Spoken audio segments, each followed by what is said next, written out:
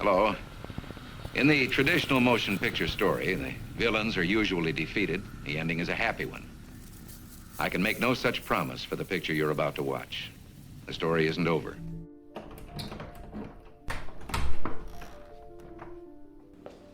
I'm about to tell you about a little-known dark part of Canadian history involving vile crimes committed against many people, including children, as well as a massive government cover-up. Spanning over 2 decades, this story involves the drugging, torture, abuse, and murder, as well as trafficking and selling of thousands of children, spanning over 2 decades. With the perpetrators of these crimes being the Catholic Church, government officials, high-ranking doctors, and even the CIA. And while this may sound like a crazy conspiracy theory, everything I'm about to share with you comes directly from government documents, newspaper archives, court records, and many witness accounts. Let's begin at the beginning of World War II. This man, Maurice Duplessis, is the governor of Quebec, Canada, a controversial figure who marks a period of political history that would later be known as the Great Darkness. Duplessis, a childless bachelor and devout Catholic, declared Quebec to be a Catholic province and actively promoted the church's welfare. He put schools, orphanages, and hospitals in the hands of religious orders with no government oversight. At this time, in Quebec, sexual education and contraceptives were illegal. Not only did unwed mothers not qualify for social assistance, having a child out of wedlock was so taboo that these mothers went to great lengths to keep their pregnancies a secret. Many felt coerced or even forced by the church or social workers into surrendering their babies to be put up for adoption. By the 1940s, 87% of the residents in Quebec's overflowing orphanages still had one or both parents. Herve Bertrand tells his story as one of these orphans. My story is one of the many orphans. The children who were abused, the children who were born out of wedlock like me. Sunday was a day when children would get ready. They would be taught to be presentable and well-groomed. So they would take us to the room where they received children. They would choose the most beautiful children. I was not adopted, but there were children who were. I had a friend who got adopted by Jewish people from Austria. It is a deep, dark secret from Quebec's past. Young, unmarried women pregnant and nowhere to turn. Some found a solution in Montreal's Jewish community. Now, I was able to speak to one of these adoptees named Joanne, who told me their adoption story of being trafficked through the gray baby market. Unlike the illegal black market, this was something that was legally ambiguous at the time. I was born in Montreal, Canada on January 18, 1957. My adoptive mother became very ill and had her uterus taken out, and they tried to go to social services, which they did, but they were turned down. They then went back to the doctor that had goofed up the operation, and he said, well, he could try and help them since they were turned down by the social services, and try to go the other way around, which is what we call the gray baby market. And that's done between 2 doctors and a lawyer. That's where my mom came in, and that's where I came in. And yeah, they arranged the adoption. It's estimated that out of the 300,000 orphans in Quebec in this time period, 200,000 were adopted or sold. I do believe that it was a money-making machine. It's child trafficking. It's unwed women like my mom that have to give up the children. They don't have a choice. That was the only possibility to even survive. Then the children get sold. It was legal because the lawyers said it was legal. Not saying that it was legal. They decided it was legal, right? I mean, when you take children from unwilling moms, because that's what society says, and you pay for a child, whatever amount it is, then it's child trafficking in my world. Joanne was one of only 3 siblings that were put up for adoption by her mother, and while she was eventually able to reconnect with her older biological sister and biological mother, records for her oldest brother don't exist, which means he was likely sold on the black market or became a Duplessis orphan. I've laid it to rest, and hopefully one day I will either find out one way or the other what he was, who he is, where he is, if he is. It makes one angry inside, and it hurts a lot. I told my mom that I would try and find her firstborn, but I can't, and I probably never will unless he takes his DNA as well. More and more people are coming forward in Quebec, claiming they were abused as children while they were wards of the government. They're known as Duplessis orphans, and they were institutionalized in the 1940s and 50s. The war had ended, and the baby boom had begun, filling up the orphanages with children.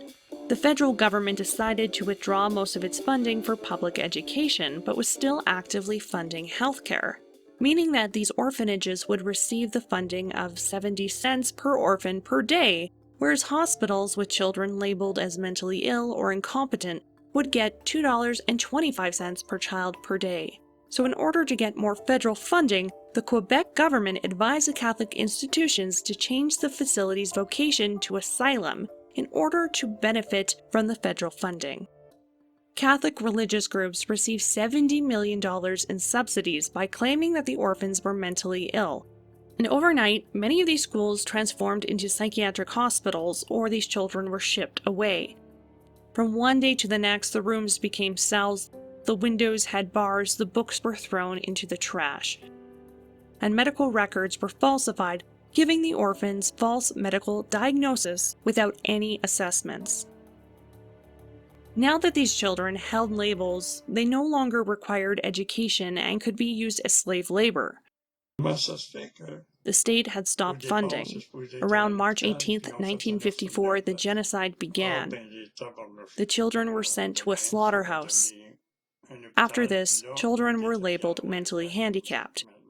Every room was equipped with locked doors, every room had cells, and if the children were not obedient, there was a straitjacket in each cell. I felt more lonely than ever. I was scared and wondering what would happen to us. Then every child had to work. Instead of going to school, children would work to help the hospital. It was slave work that saved money in Quebec.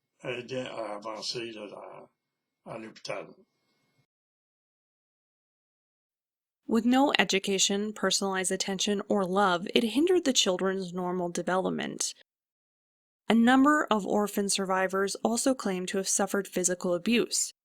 Common allegations included years of recurrent beatings, slappings, ice bath, being tied to the bed springs, unjustified solitary confinement to a cell, sometimes for months or even years, and subjection to physical restraints, including straitjackets and being collared like dogs. The detailed allegations of sexual abuse and sodomy from the guards and members of the church in these institutions are horrific.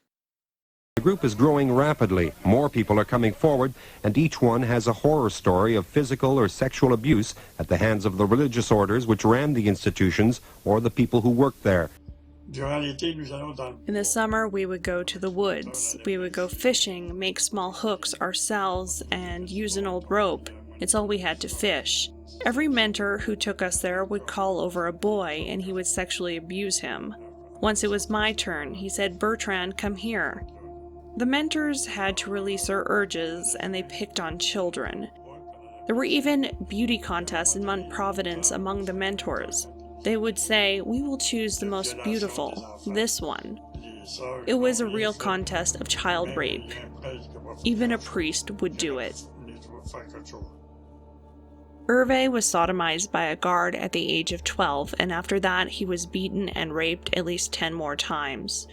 He was 14 when an employee of the orphanage sexually assaulted him so violently that he had to be hospitalized for a month.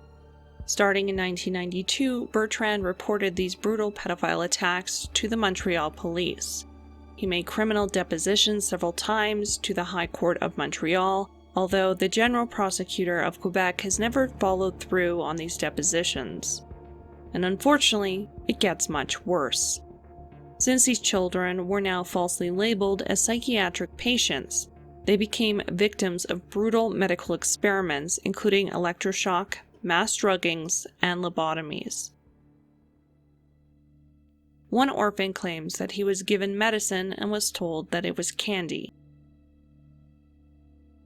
One of the head doctors at St. Jean de Dieu is Dr. Denis Lager, who would later go on to be a government official. He admits in his own biography to being one of the many doctors that participated in doing psychiatric experiments on the orphans in the 1950s, stating that he and his colleagues would start the morning by pushing the button on the electric box that would put a dozen or more orphans in an epileptic coma. Then they would go to the insulin room and they would inject a dozen or more with insulin and put them in a coma. After a few hours, they would go back and inject them with glucose. Some would wake up, and Leger states that they would get a surprise that some did not wake up. One Duplessis orphan named Louise recounts a day when she noticed a young girl leaving the operating room with 2 holes in the neck. The hospital personnel immediately placed a straitjacket on this adolescent and threw her in a cell. The only visit she received in the intervening weeks was from employees who noted that she was dead.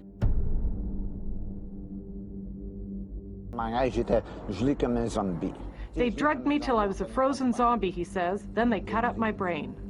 The scars on his forehead and scalp from lobotomies done when he was 17 and 19. Done without my consent, says Saint-Aucoin. There were 20,000 orphans over 3 decades. 7,000 were confined to the psychiatric wing. 5% of them were given lobotomies. He used the orphans as guinea pigs because they didn't have no one else to do any experiments. Most orphans survived their experience, but many died at the institution. Now deceased Duplessis orphan Sylvie Audet was tasked with collecting bodies of orphans who died from these medical experiments and to transport the bodies to the morgue situated in the cellar of the hospital, wash the bodies, and store them in a freezer. Children were also victims of operations during which vital organs such as hearts, lungs, kidneys, and livers were cut out, put into refrigerated vehicles, and sold in the United States.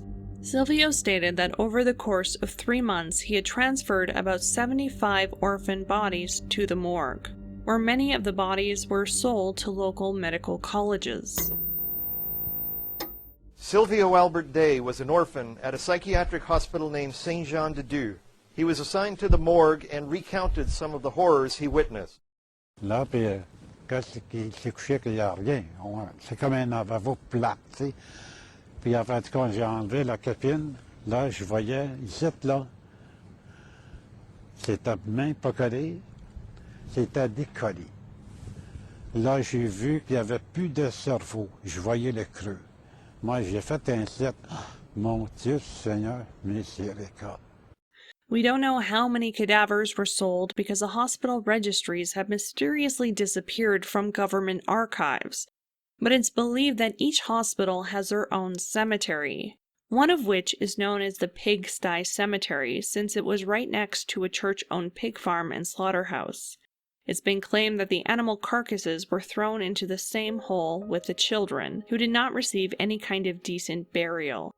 Thousands of kids who died from medical experiments were buried in cardboard boxes or just piled on top of one another, while other orphans were allegedly burned in the hospital incinerator with the garbage, discarded in death like they were in life, and all without police inquest. The Sisters of Providence allegedly exhumed and moved all of the bodies to another cemetery before they sold their plots of land in 1974 to a Quebec-run liquor board called SAQ for the sum of $4.9 million. The sales certificate, which does not mention the former cemetery, releases the sisters from all guarantee or responsibility concerning the state, the composition, and the degree of compaction of the soil and subsoil. In the hospital archives, the cemetery records are empty. According to workers, they only moved a very small portion of the over 2,000 bodies, including those of many children buried that still remain under this SAQ government warehouse to this day. In 1999, while building a new parking lot, workers discovered bone fragments, which SAQ claimed were those of animal bones, even though no analysis or report was ever done. Yet multiple workers claim that they saw what looked like human femurs, tibias, kneecaps, hip bones, and sacrums.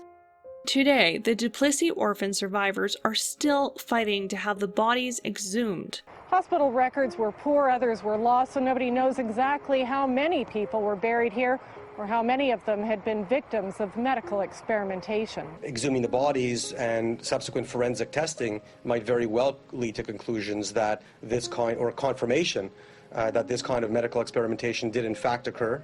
So far, the Canadian government has refused these requests, likely due to how it would implicate them, since not only did they have full knowledge of these experiments, they were funding them.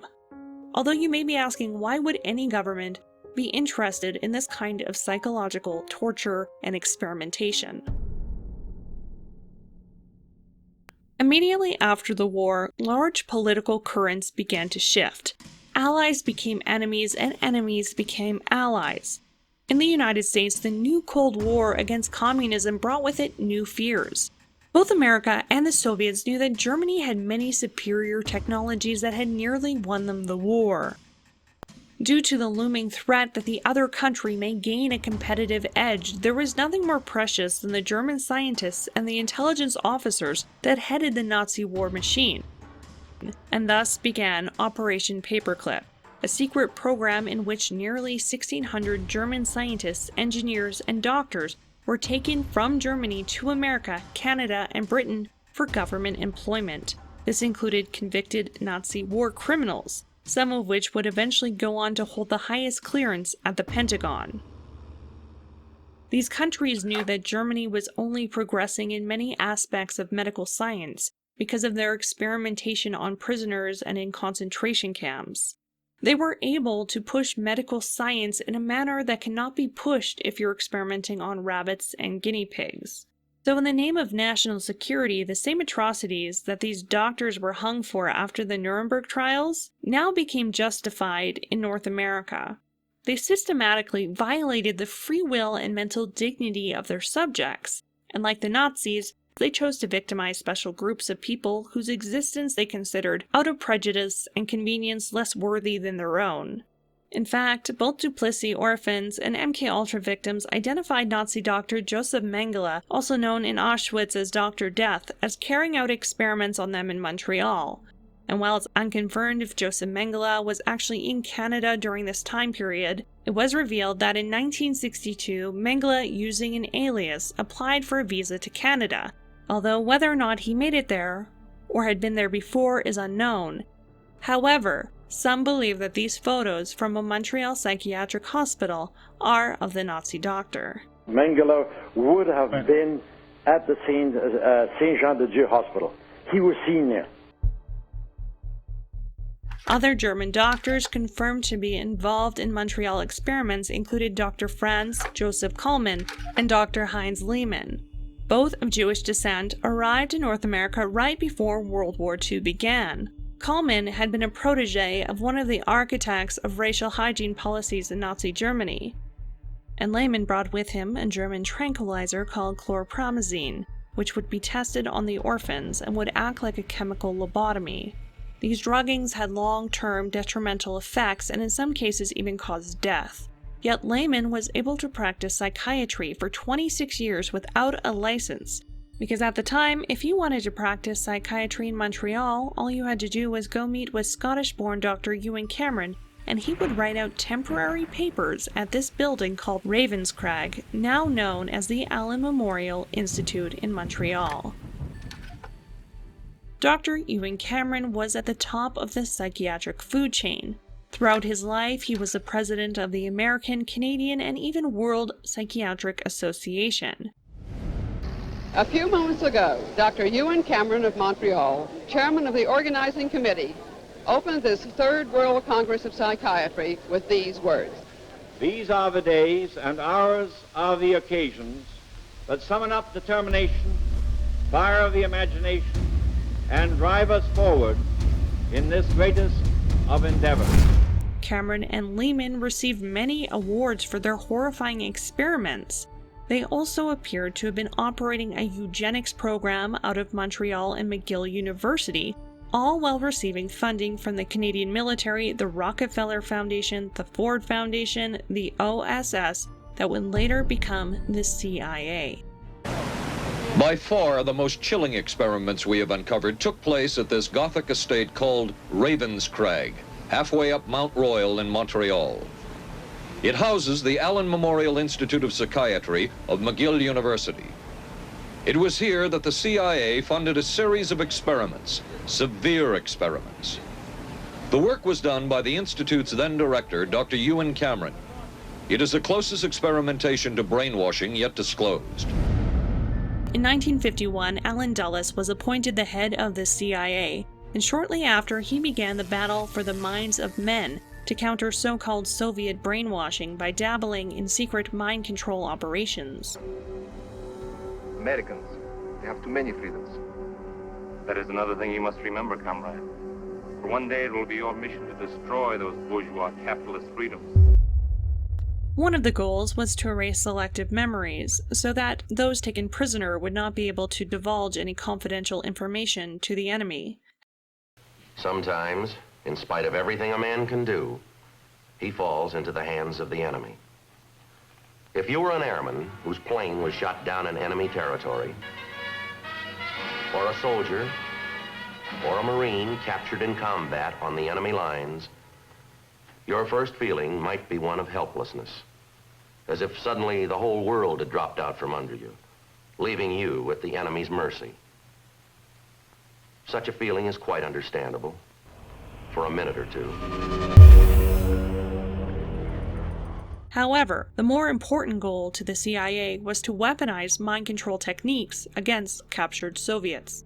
First came Project Bluebird, which utilized the polygraph, drugs, and hypnotism for the purposes of interrogation. This then evolved into Project Artichoke, which was created to determine whether a person could be involuntarily made to perform an act of attempted assassination, like the movie The Manchurian Candidate. Shoot Bobby Raymond through the forehead. Yes, ma'am. Then, a clandestine meeting at the Ritz-Carlton in Montreal took place, with members of the Canadian, British, and American intelligence agencies, as well as a McGill University scientist and psychiatrist, Dr. Donald Hebb. This is when the CIA launched one of their most notorious secret research projects, MK-Ultra, in which they would invest in the development of techniques and drugs for the purpose of total mind control.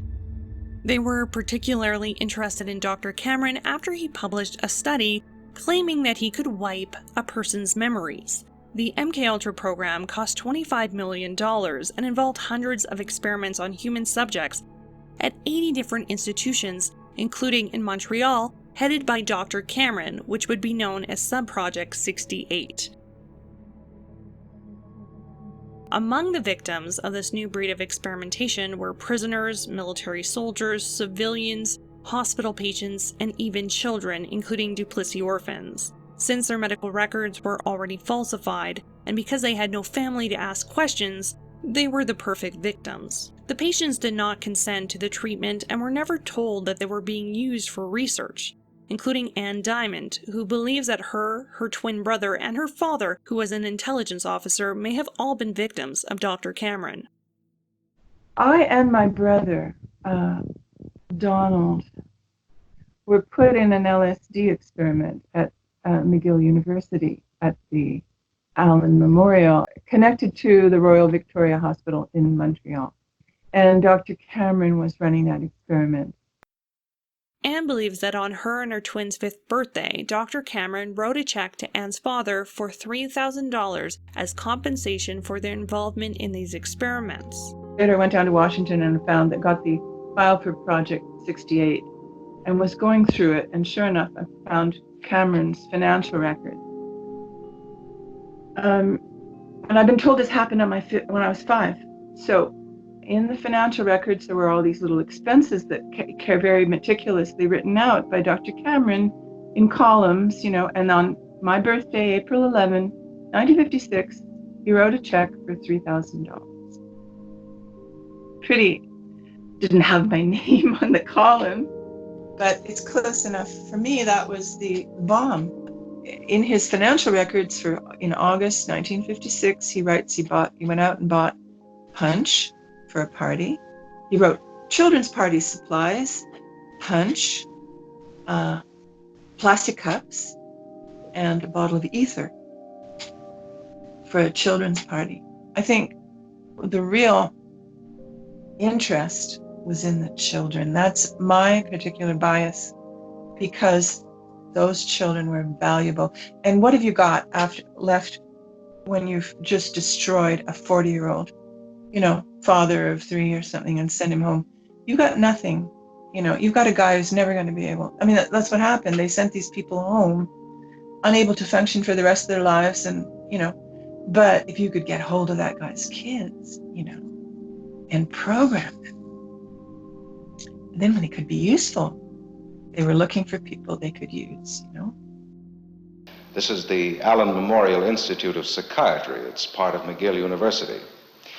Some people call the Allen a rest home, and in a way, I suppose it is. Others, shall we say the uninformed, call it, well, many things. The psychiatric experiments conducted at McGill University at this time were strange, including keeping schizophrenic patients bathed in red light for months at a time, or sensory deprivation to the point of driving most subjects insane. We wonder how human beings would react in situations where there was a near absence of things happening. What happened to him? Well, in a way, nothing. Looks to me like he's been in an accident. No, this is an experiment that took place at McGill University. Students volunteered to participate in this study of human behavior under extreme and prolonged monotony. And yet, it was impossible for most of these students to take it for more than 24 or 48 hours. The psychologist D.O. Hebb and his associates, who conducted these experiments, found that deprived of ordinary, everyday sensory experiences, the subjects began to lose touch with reality. The sensory deprivation experiment was noted to cause the subject's identity to disintegrate, and many began to hallucinate within just 48 hours. They also found that by putting a person into this state, it made them highly suggestible with long-term lasting effects, making it the perfect foundation for brainwashing. Cameron added on to just sensory deprivation, with the combination of intensive electroshock, barbiturate-induced comas, and megadoses of hallucinogenic drugs like LSD. This combination left patients dazed and confused, incontinent, and often in a state of utter panic, increasing the intensity until there was a complete personality breakdown and they were empty shells, in some cases to that of a newborn baby. This was referred to by Cameron as depatterning. Once the person's identity was gone, Cameron would attempt to replace it with a technique he termed psychic driving, by forcing the unwitting subject to listen to looped recorded messages on repeat for days, weeks, or months. It was reportedly common for these recorded messages to be broadcast from speakers in the wall or from under a pillow. Most of this would take place in what was referred to as the sleep room. Here's a sample of an actual recording that one of Cameron's patients was forced to listen to on repeat. You can get along with, you are not afraid of others, and you are very pleased to be with them. And your relationship with people, you are an adult to accept the responsibilities of a wife and a mother. And your relationship with people, you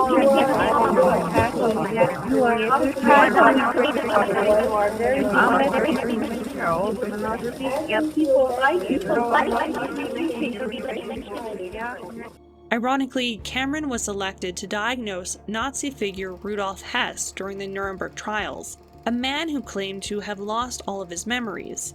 Cameron diagnosed him with amnesia and hysteria, and although Hess later admitted to faking amnesia, it's impossible to know if that confession was influenced by Cameron or what the real truth is. And when he went over to Nuremberg in 45, and helped to brainwash Rudolf Hess, with his colleague Dr. Nolan Lewis, they managed to make Hess completely forget all his colleagues in the SS, so that when they greeted him in the courtroom, he didn't know who they were. Well, that's in 45. They were doing it way before that.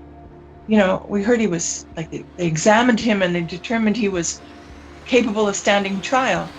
But in fact, there were more stories that they wiped his memory. He didn't know what he'd done.